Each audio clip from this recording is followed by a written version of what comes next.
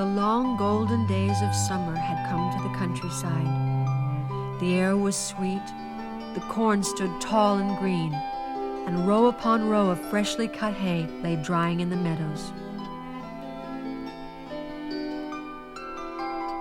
Beyond the open fields, forests of tall, silent trees shaded deep, cool lakes. Storks strutted through the marshes on their long red legs, and little birds flew overhead chattering.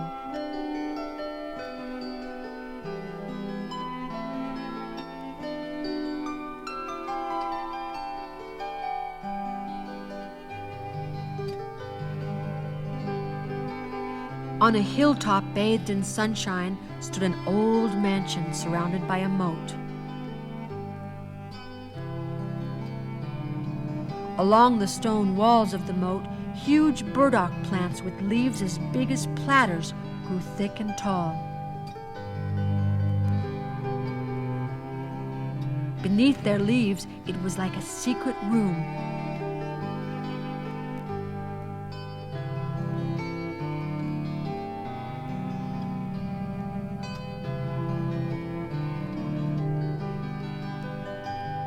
A mother duck had made her nest, and she sat waiting for her eggs to hatch. She had been sitting a long time, or so it seemed to her, and she missed the company of all the other ducks. But she knew that soon she would have a brood of lively ducklings to watch over, and so she sat patiently on her nest beneath the burdock leaves.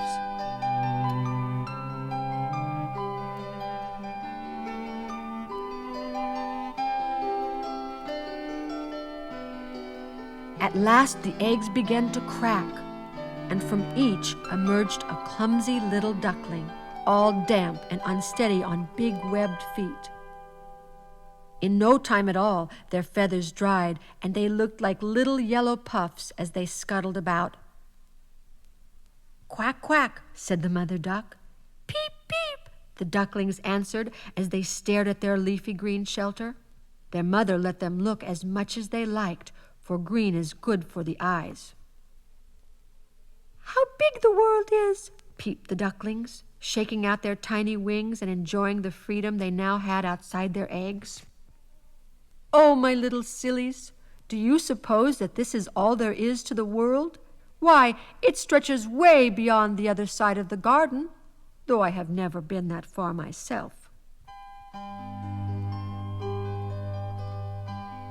The mother duck counted her children. "You are all here now, aren't you?" Then she got up from her nest. "No, you are not all here. There is still one egg unhatched, and it is the biggest egg of all.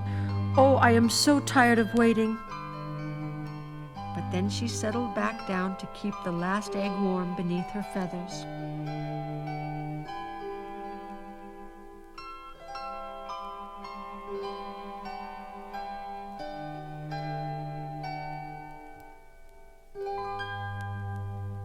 Just then, an old duck came by to say good morning. "Well, how are you doing?" she asked. "Look at my children," said the mother duck proudly. "Aren't they the finest ducklings you have ever seen? Though my last one is taking such a long time to hatch." "Let's see that egg. Ah, that's a turkey egg for certain. I know, because the same trick was once played on me, and such trouble I had. The foolish young turkey was afraid of the water, and try as I might, I could not get him to swim. I begged and I scolded, but it was no use." The old duck shook her head. "Yes, I am sure that's a turkey's egg. If I were you, I would let it be and teach my real ducklings how to swim." "But I've already waited so long," said the mother duck. "I may as well wait a little longer." "Well, please yourself."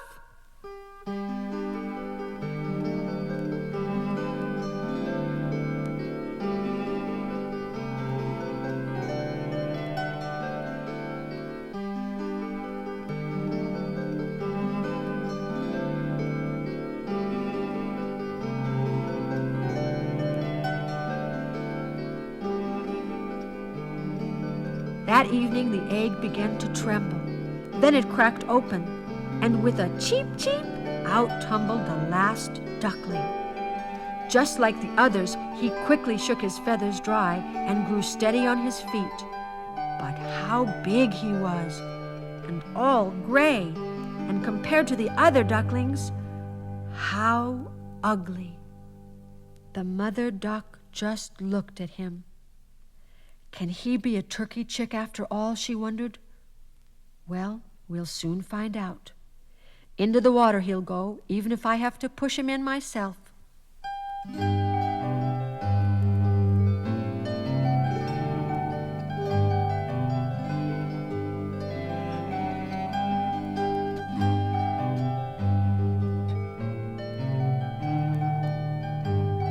The next day was sunny and bright. The mother duck took her family down to the moat. Splash! In she went. Quack, quack, she called, and splash, splash, splash, one after another the ducklings jumped in after her. The water went way up over their heads, but in a moment they rose to the surface where they floated beautifully.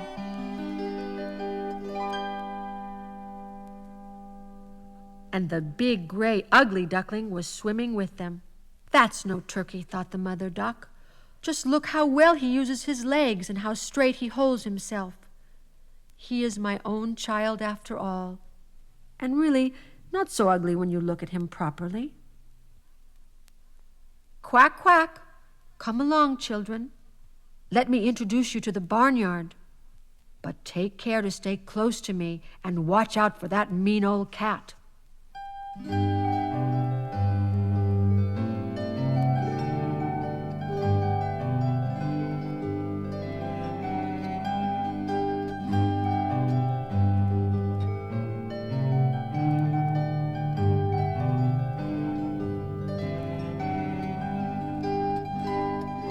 The mother duck led her ducklings into the poultry yard, where a great commotion was going on.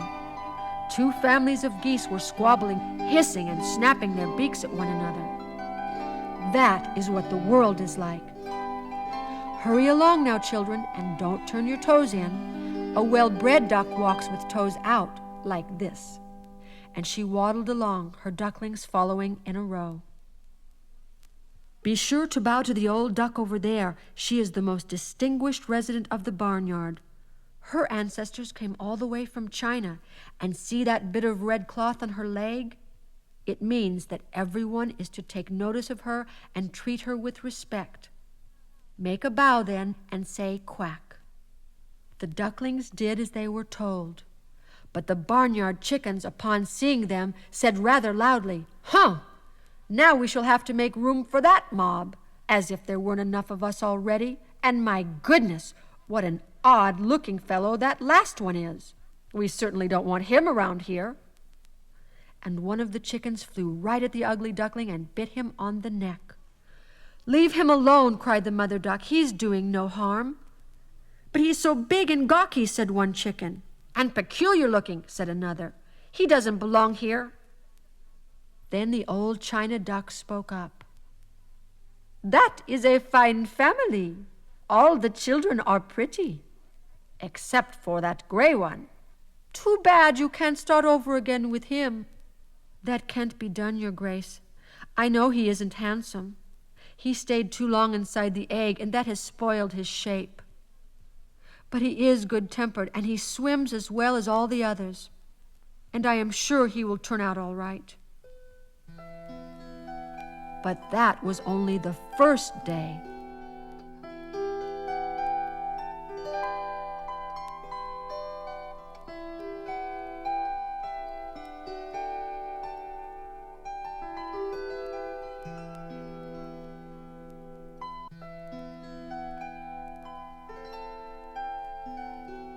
After that, the ugly duckling's troubles grew worse. Everyone chased him and made fun of him. Even his own brothers and sisters were cruel. "You are so ugly," they said. "The cat should grab you." And the mother duck looked at him sadly and wished he were far away. The ducks snapped at him, and the hens pecked at him, and even the girl who brought the feed kicked him aside with her foot. Early one morning, the duckling decided to run away. He scurried under the fence, so startling the wild birds who roosted in the bushes that they flew into the air crying. "They are afraid of me because I am so ugly," the duckling thought as he struggled across the meadow. At last he reached the great marsh where the wild ducks lived. He hid himself among the reeds and laid there all night, exhausted and alone.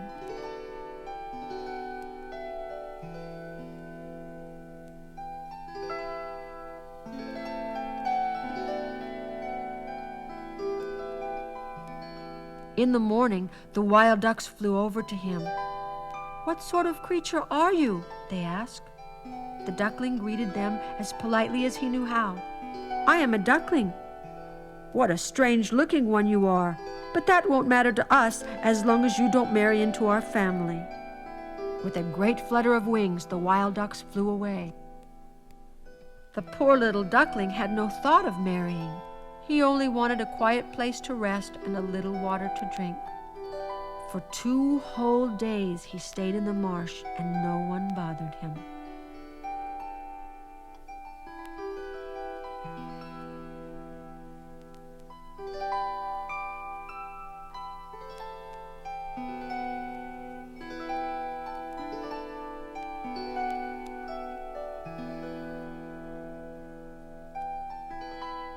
Then one morning he was visited by a pair of wild geese. They were very lively and talkative. "Listen, friend, why don't you come with us to the other side of the marsh where all the wild geese live? They are so pretty that, ugly as you are, they might like you." The 2 young geese turned to lead the way when, bang, bang! Shots suddenly rang out above them. Bang, bang! Sounded again, and a great flock of wild geese flew up from the rushes. The hunters were everywhere, even in the trees overhanging the reeds. The smoke from their guns rose in the air. Then the dogs came splashing through the marsh. The poor duckling was terrified, and he was about to hide his head under his wing when a huge dog was upon him. Its great tongue hung out of its mouth. Its eyes gleamed horribly. It pushed its nose right into the face of the duckling. Then off it went. "I'm so ugly, even the dog doesn't want me." And he lay very still while the gunshots echoed across the marsh.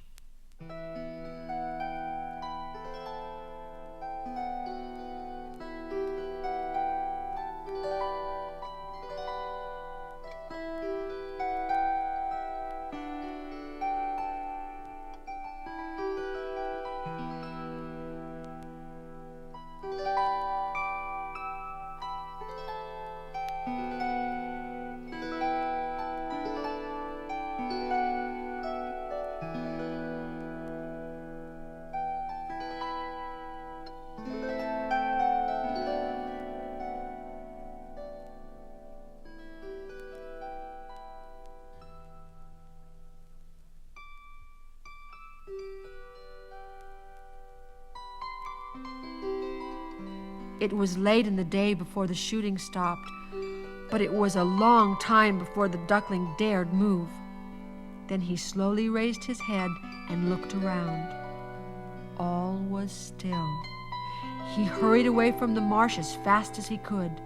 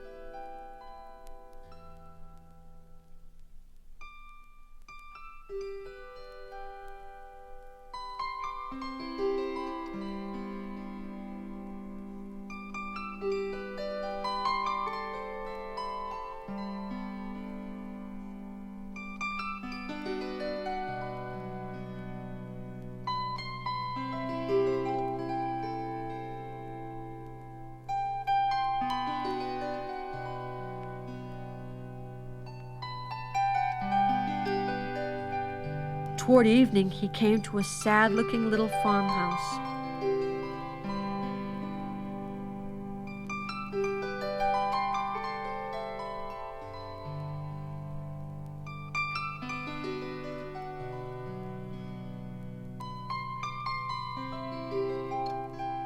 Inside lived an old woman, a cat, and a hen. The cat could arch his back and purr. He could also give off sparks if his fur was rubbed the wrong way. The hen laid many eggs, and the old woman loved her as if she were her own child.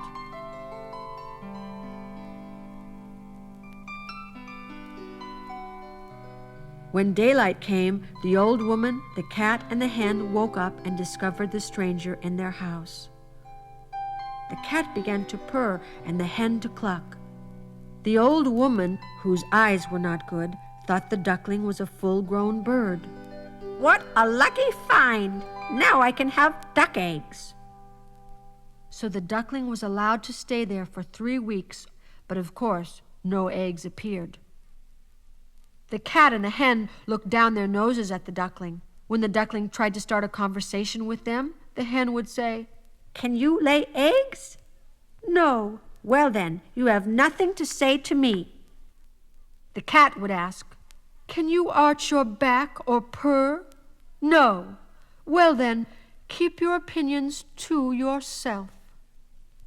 So the duckling sat in the corner feeling very, very sad.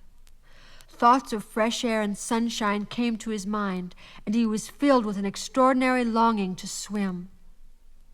But when he dared mention it to the hen, she was scornful. "What a preposterous notion! The trouble with you is that you have nothing to keep you busy. Try laying a few eggs or practicing your purring. Soon you'll forget about such silly longings." "But it is so wonderful to swim, and to feel the water rushing up over your head when you dive to the bottom." "You must be crazy. Ask the cat about it. He is the cleverest creature I know. Ask him if he is fond of swimming or diving under the water. Ask the old woman. She is the wisest mistress in the world.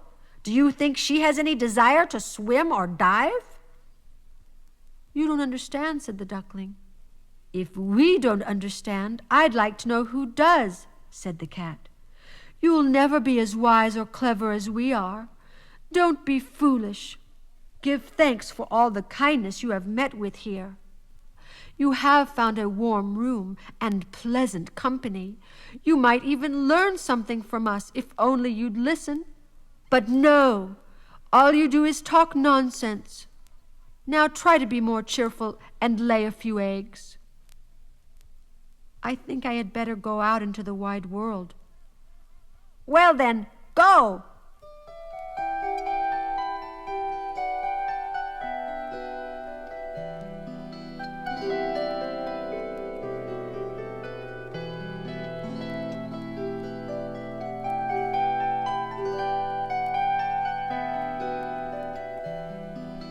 So the duckling went. He did not have too far to go before he found a beautiful pond. He swam and he dived, but whenever he tried to swim near the other ducks, they turned away from him because he was so ugly.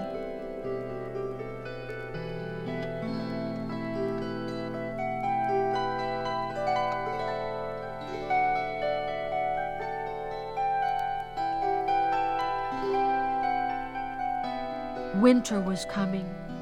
The leaves had fallen from the trees, the air was frosty, and the clouds hung heavy with snow. A raven perched on the fence squawked, "Caw, caw," because it was so cold. It was a very difficult time for the lonely duckling.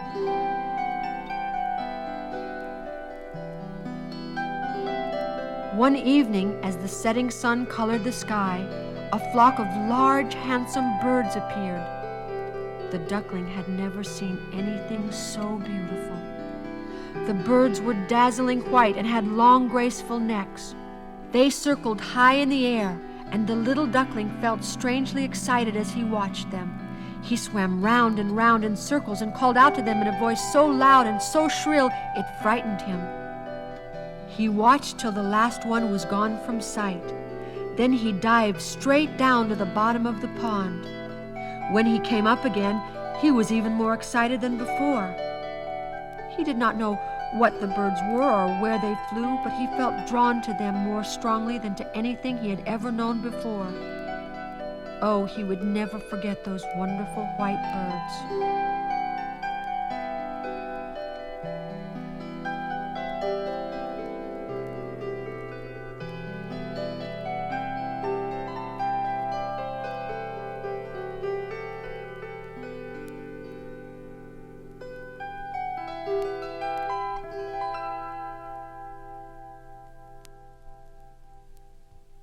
The winter grew bitterly cold. The duckling had to swim round and round in the water to keep it from freezing right up. But every night the pool in which he swam grew smaller and smaller. Then one night the ice froze so solid you could hear it creaking, and the duckling was so cold and so weary he could no longer move. At last he froze fast into the pond.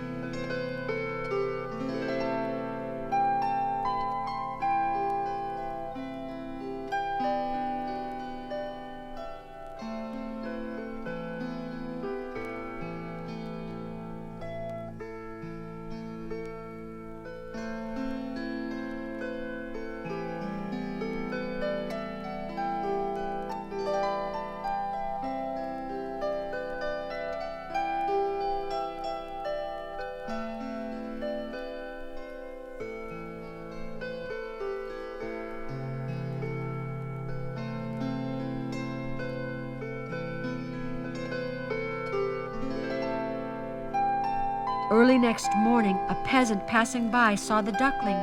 He broke up the ice with his wooden clog and carried the little duckling home to his wife. In the warm house, they revived him. The children wanted to play with him, but the duckling was afraid they might hurt him, and he fluttered away. In a panic, he flew right into the milk pan. The wife screamed and waved her apron at him, and he flew into the butter tub, and from there into the flour barrel. What a sight he was! It was a good thing the door was open. The duckling darted out into the bushes, where he lay exhausted in the new-fallen snow.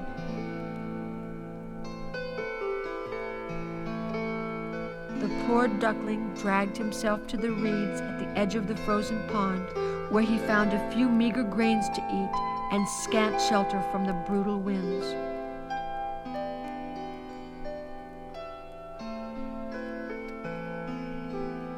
It would be much too sad to tell you of the misery and hardships the duckling had to endure that long, cold winter.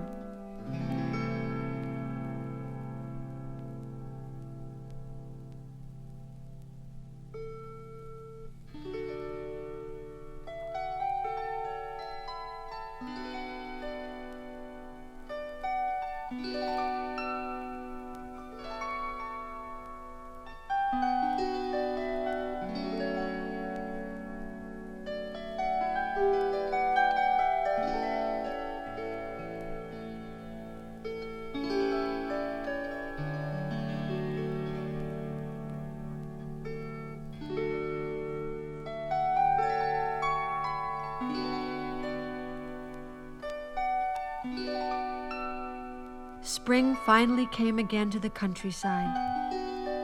The duckling woke to find the sky bright and the lark singing. He tried his wings.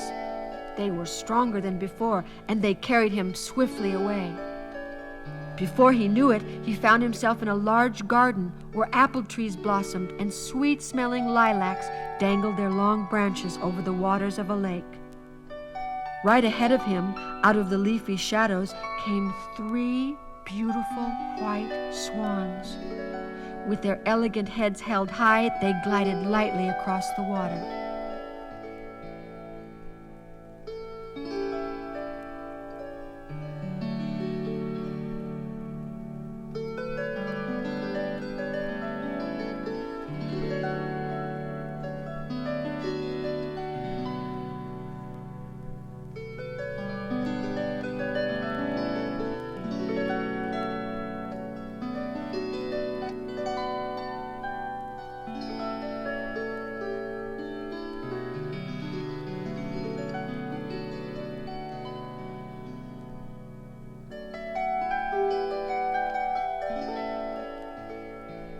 The duckling recognized the splendid birds and was overcome by a strange sadness. I will fly to them even though they will peck me to death because I am so ugly.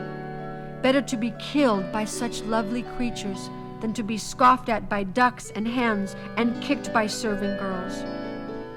Better to die now than endure another cold, hard winter.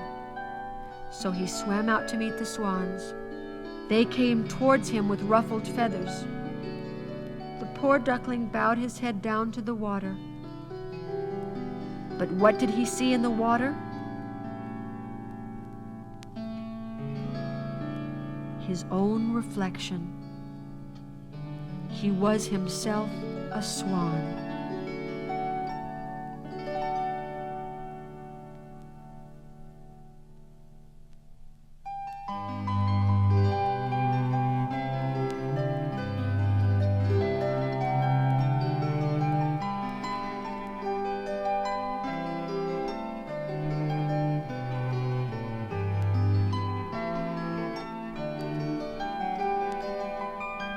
It did not matter that he was born in a duck's nest. He was hatched from a swan's egg.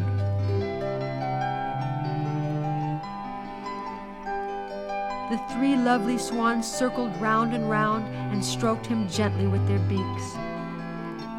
Some little children came into the garden and threw bits of bread into the water for the birds. Then the smallest child cried out, "Look, a new swan! The new one is the prettiest one of all." The old swans bowed their heads in agreement. This made the duckling feel quite shy, and he tucked his head under his wing.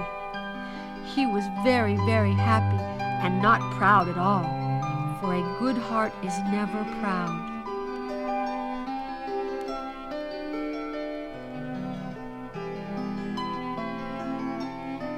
The lilacs bent their branches down to the water to greet him, and the bright sun shone on him. His heart filled with joy, and he ruffled his feathers and raised his slender neck, for he had never dreamed of so much happiness when he was an ugly duckling.